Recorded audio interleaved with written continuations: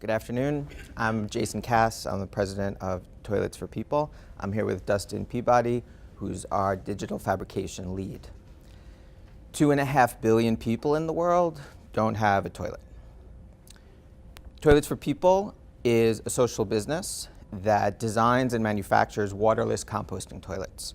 We focus on areas where conventional toilet solutions like flush toilets and pit latrines just don't work. We work with NGOs. NGOs hire us to do deployments of toilets overseas, and we also work with them not only on the international development side, but also on the disaster relief side. So I got into the toilet business 6 years ago when I was working as a volunteer with Engineers Without Borders, and I was dispatched to Peru to an informal settlement outside the city of Iquitos. And the problem there was a clinic that didn't have a toilet, and they wanted a toilet for not only the doctors and nurses that would go down there to volunteer, but also for the sick people that would come in. The problem is that the community of Belen is underwater half the year.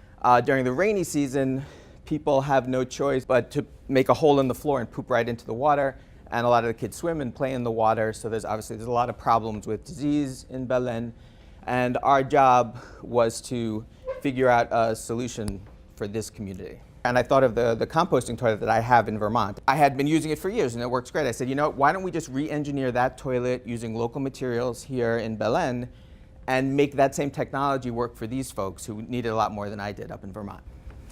So as Jason said, we've kind of simplified an existing composting toilet to bring appropriate technology to villages throughout the world and have a version here in the US. What we have done is use an existing 15-gallon drum that can be found throughout the world.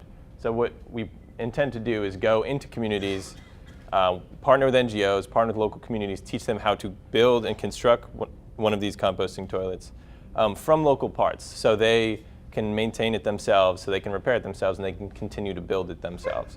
So they don't need an outside person to come and do maintenance or repairs if they ever need to.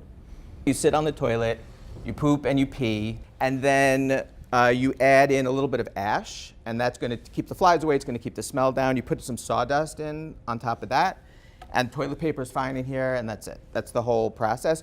Once a week you spin it with this lever. You spin it toward me, and it mixes the waste around. There's an internal flap door that closes automatically. And you spin it 3 times, mix it around, and that aerates the waste. It's aerobic composting, so that's what's breaking it down. That's also why it doesn't smell, because it's not going anaerobic.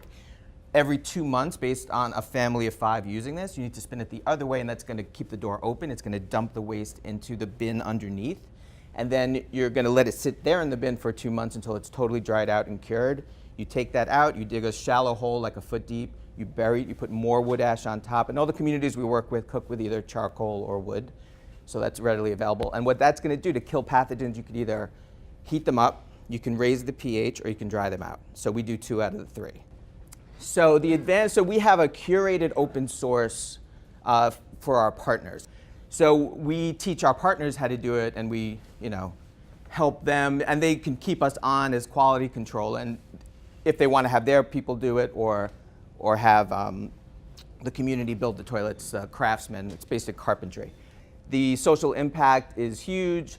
According to WHO, for every $1 invested in sanitation, you get a $5.50 return on investment in terms of reducing child mortality, increased productivity of adults, female school attendance. We've conducted 8 projects so far around the world, mostly in Latin America, Peru, Haiti, Mexico, Nicaragua, and then we did a project in Senegal. We always are iterating. That's another reason why IP is difficult for us, because we're always evolving the crapper technology. And this is what it looks like in terms of our customers: international development and stable communities. We go there, we train them for 2 weeks. The NGO gives education before we arrive. We train them when we're there. They do follow-up after, so it's a sustainable program. We want to partner with some larger NGOs and really start to farm this technology out there. And having a showcase and exposure like this is great for us, so thank you for that.